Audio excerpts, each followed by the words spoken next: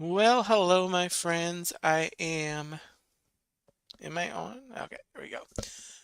Good evening, everybody. Happy Thursday. Welcome back to the channel and welcome to Once Upon a Turkey Leg. So glad to be here with you tonight. On this winter week, Florida is actually participating or trying to participate in winter this week. So, um, it's a little uncomfortable out there, um, but I'm dealing with it. I'm working through it, and so I am back for Once Upon a Turkey Leg. I did not go live last week. I was a little under the weather, but I was planning to do it. But I'm back, and I feel much better and ready to go with some fun stories. Tina McNeil, hello, welcome in. Happy Thursday. Amanda, welcome in. Happy Thursday. Gloria Thibodeau, welcome in. Happy Thursday. Yes, I do have a sweater on. It does happen. Um, so anyway, um,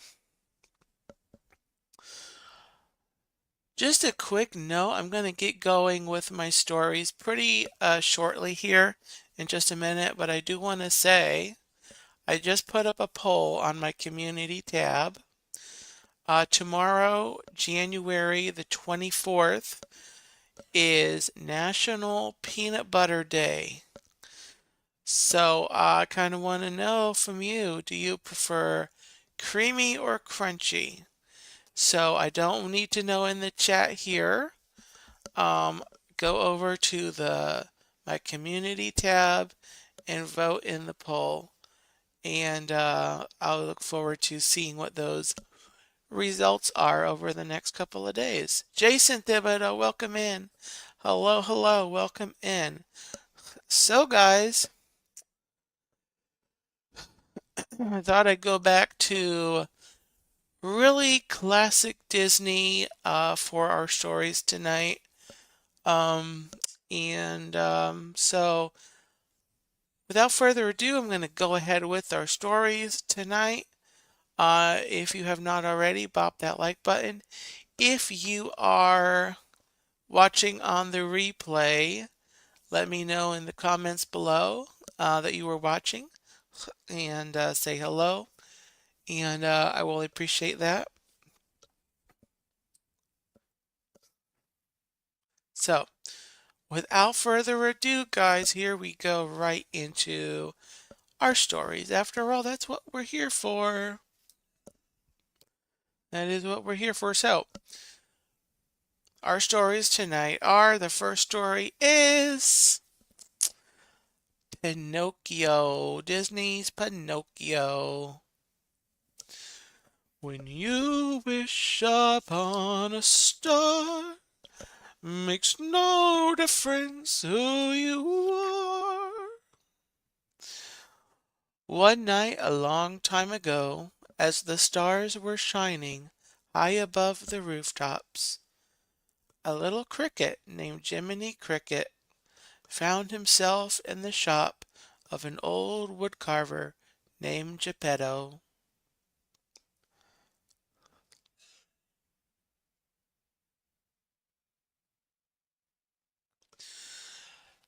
Hold on, Tina McNeil, Teen's community page where he has that poll that he doesn't want you to tell him here. Oh, okay. Okay. Um, One night, a long time ago, as the stars were shining high above the rooftops, a little cricket named Jiminy Cricket found himself in the shop of an old woodcarver named Geppetto. Geppetto was completing his latest creation, a little puppet boy he named Pinocchio. That night, before going to bed, Geppetto saw a shooting star in the sky and wished with all his might, "I wish that my little Pinocchio might be a real boy." Okay,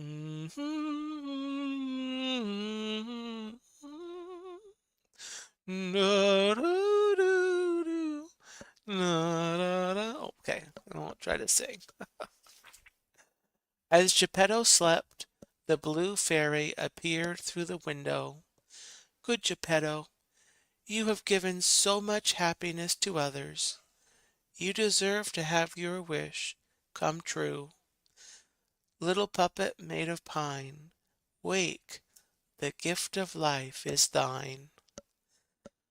With a touch of her wand upon his forehead, Pinocchio came to life. "Am I a real boy?" Pinocchio asked. "No, Pinocchio," the fairy answered. "To make Geppetto's wish come true will be entirely up to you. Prove yourself brave, truthful, and unselfish, and one day you'll be a real boy." To help Pinocchio learn the difference between right and wrong, the blue fairy asked Jiminy Cricket to act as Pinocchio's conscience, or his voice of reason. Together, they decided that whenever Pinocchio needed advice, all he had to do was whistle, and Jiminy Cricket would come. As the blue fairy left, she said, "Be a good boy, and always let your conscience be your guide." Dave, welcome in. Dave's Disney Dreams. Hello. When Geppetto awoke to find Pinocchio moving and talking, he thought he was dreaming, but soon he realized that his wish had come true. Pinocchio had come to life.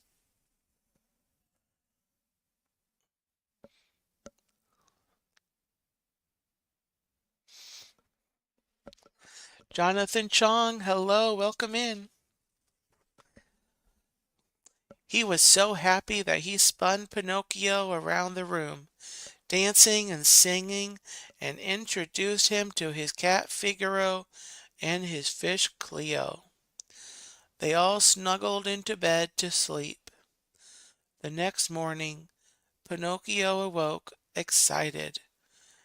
It was his first day of school. He skipped to class along with his schoolmates. On his way, he ran into Honest John and Gideon. Uh-oh. Kay Wilby, hello, welcome in. Happy Thursday.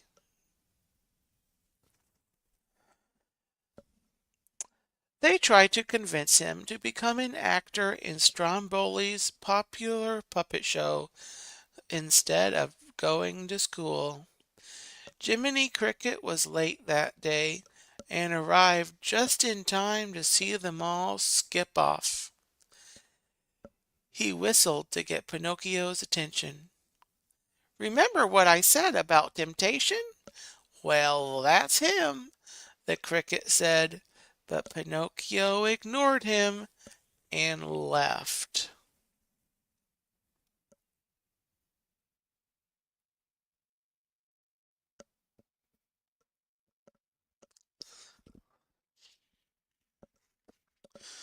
Later, Stromboli had a sold-out show at the theater. Everyone wanted to see Pinocchio, the only puppet that could sing and dance without strings.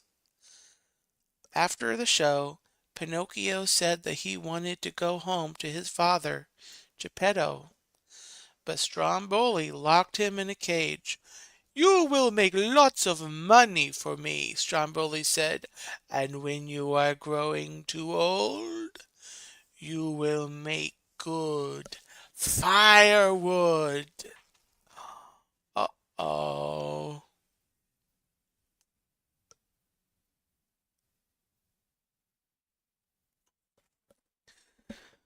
Pinocchio began to cry, but just then the blue fairy appeared. She asked why Pinocchio hadn't gone to school that day. I met somebody. Two big monsters with green eyes, Pinocchio lied. His nose suddenly grew. With every lie, it grew bigger and bigger until it became an entire branch with a nest of baby birds in it. You see, Pinocchio, a lie keeps growing and growing until it's as plain as the nose on your face, the blue fairy told him. She helped him escape, but said it was the last time she could help him out of trouble. Hmm.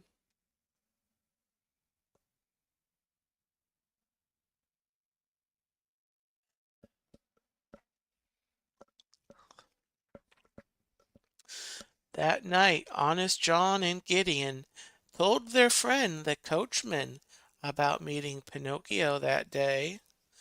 The coachman was collecting disobedient boys who played hooky from school. On his way home, Pinocchio ran into Honest John again. He convinced Pinocchio to go to Pleasure Island, leaving Jiminy behind. Pinocchio got on the coach with a bunch of other boys, including one named Lampwick. Lampwick was excited to go to Pleasure Island because he had heard that there would be no school or cops there, and he could lounge around all day. Oh no.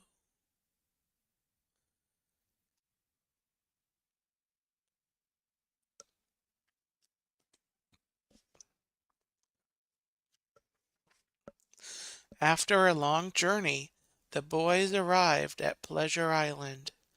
It was an exciting place with no rules, full of carnival rides and all the junk food they could eat. Being bad's a lot of fun, ain't it? Pinocchio said. Pinocchio was having so much fun that he refused to leave when Jiminy Cricket came to take him home. Upset with him for not doing the right thing, Jiminy stormed off, leaving Pinocchio behind. Uh-oh. There's Pinocchio.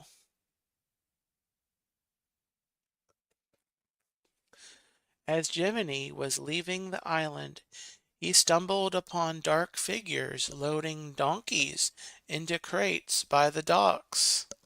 Jiminy looked at their familiar faces and realized that all the little boys had turned into donkeys, and Pinocchio was no exception. He sprouted ears and a tail before Jiminy rushed back to save him. They jumped into the sea at the last moment before Pinocchio could turn into a donkey and swam all the way to safety on the other side.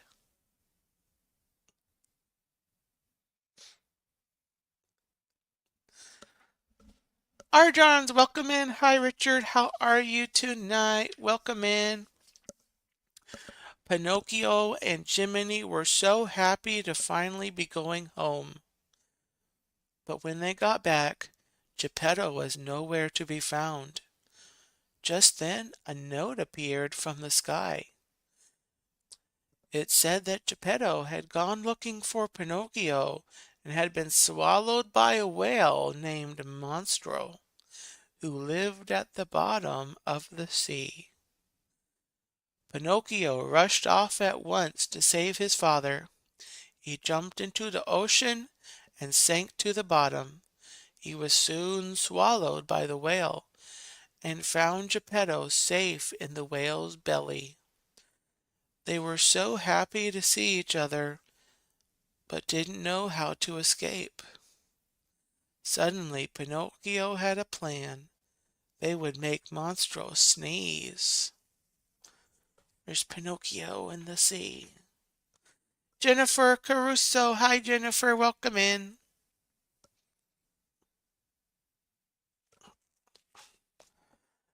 They built a fire in the whale's belly, and the smoke caused the whale to give one great, big, loud sneeze, which shoved them out into the ocean. Monstro was incredibly angry to have been tricked and chased after them. Pinocchio tried with all his might to face the waves and drag Geppetto safely to shore, but their raft was destroyed and Pinocchio was hurt. Uh-oh.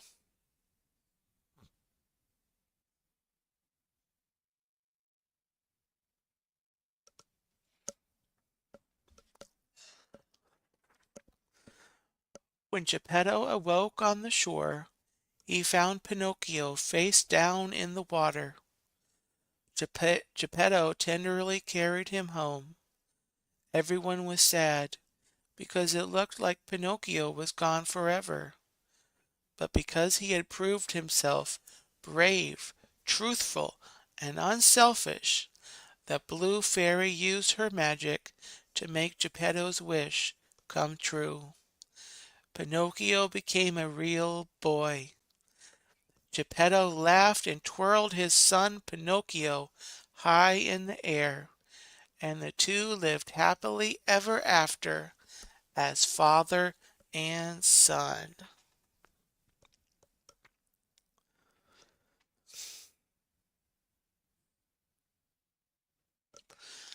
And that is the end of our story, of our first story, first of two stories, Pinocchio, Disney's Pinocchio. And welcome in to Noah. Welcome in. Great to see you and everyone that popped in during that first story. Welcome in. Hope your Thursday night is going gobbletastically. All right. Well, we're going to continue with the second story tonight with our characters from the world of Disney's Pinocchio. Of course, in this story is Pinocchio, a real boy. Oops.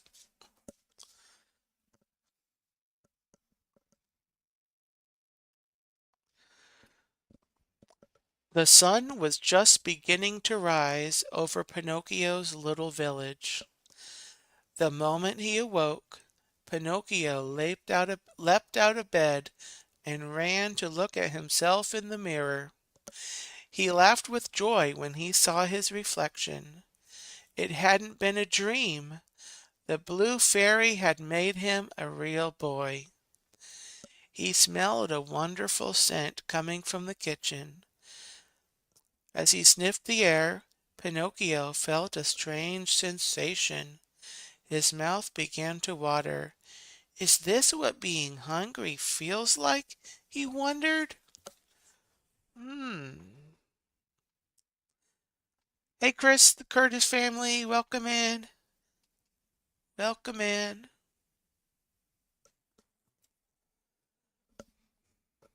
Pinocchio put on his clothes and ran to the kitchen. There he saw his father, Geppetto, cooking a huge breakfast. There were eggs and pancakes and bacon and sausage and oatmeal and orange juice and toast and milk and muffins, and Pinocchio stopped trying to name everything on the table. I need to go to that buffet. Geppetto grinned when he saw Pinocchio. I wanted to cook you something special for your first breakfast, but I couldn't decide what to make, he said, so I made everything.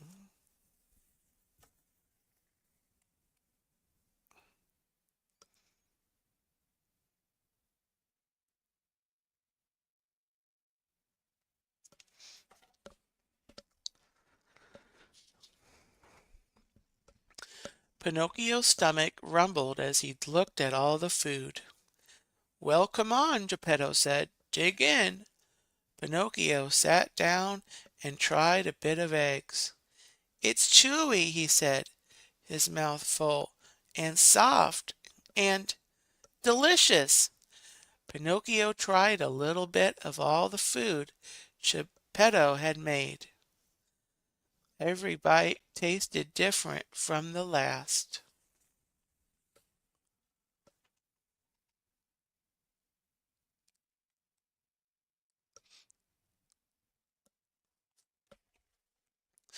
This is wonderful, Pinocchio said.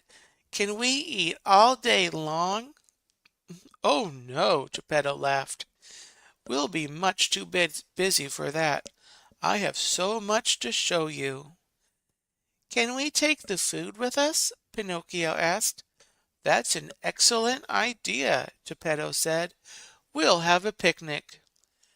Geppetto packed a lunch, and he and Pinocchio left to explore the village.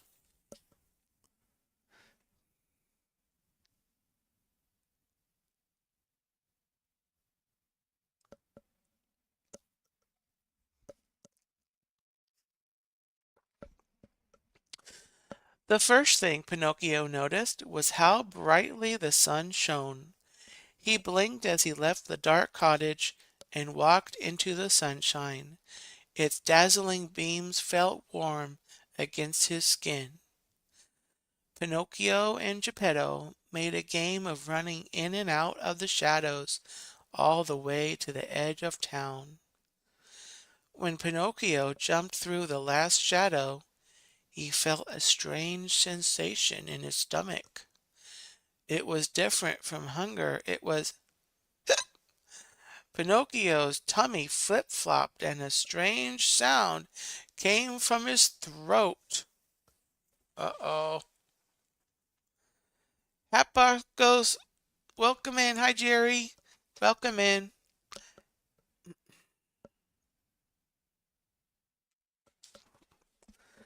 What is going on? Pinocchio asked. He was starting to get scared. Don't worry, Geppetto said. It's just the hiccups. Hiccups? Pinocchio asked. Will they ever stop? Geppetto showed Pinocchio how to hold his breath until the hiccups went away. Pinocchio wasn't sure he liked this new experience. He had been so busy thinking about how much fun being a real boy was.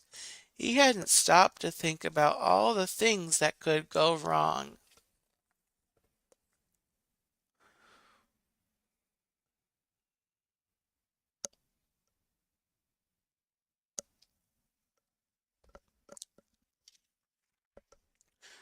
Pinocchio grew silent as he followed Geppetto. At first the sun's warmth had felt nice, but now Pinocchio was hot and sweaty. His feet hurt, and his stomach felt as empty as it had that morning before breakfast. Pinocchio finally asked the question he was most concerned about. Are we there yet? Geppetto took Pinocchio's hand. It's just over this hill. The pair climbed higher until they saw a beautiful valley below them.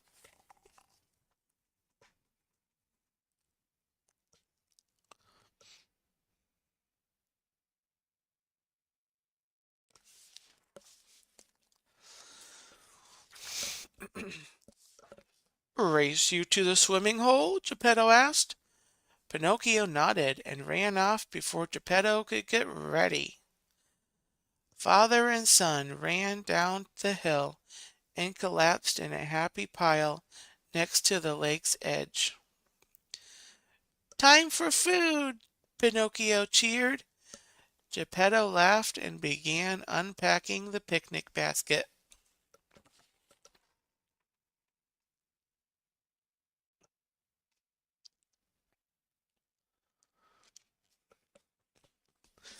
Geppetto and Pinocchio spent the rest of the day at the swimming hole, playing in the water and fishing on the bank.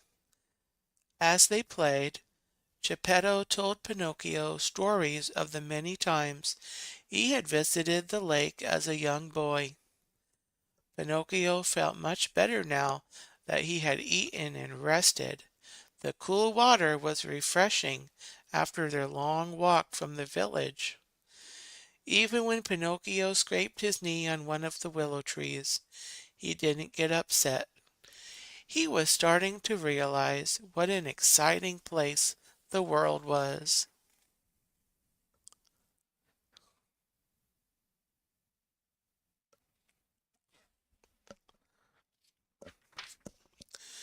As the sun began to set, Pinocchio noticed a new feeling.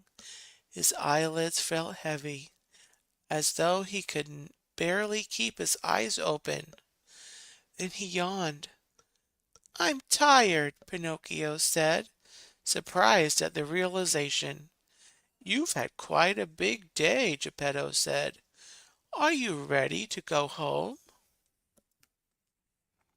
Mm.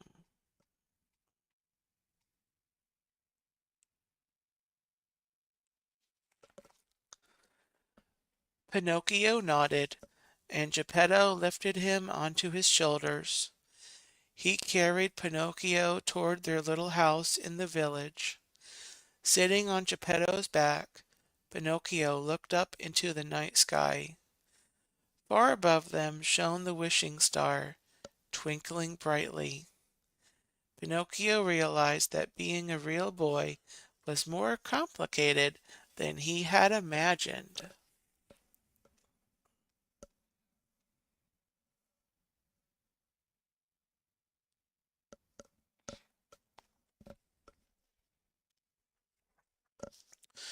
Today was fun, Father, Pinocchio said, but it was hard too. Geppetto nodded, thinking about what Pinocchio had said. That's what being alive is. It's sunlight and bacon and hiccups and scraped knees. Some of it will be scary, but I promise I'll be right there with you. Geppetto waited for Pinocchio to answer, but all he heard was the sound of soft snoring. Pinocchio was fast asleep. Geppetto laughed. Enough speeches. It's time to get you to bed.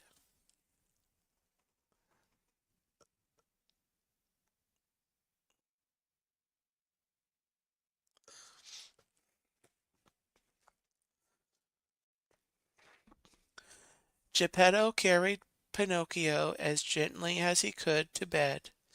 He fluffed his pillow and then drew his blankets close under Pinocchio's chin.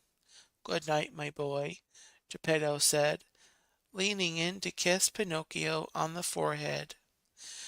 Today was a dream come true. I cannot wait to share another adventure with you tomorrow.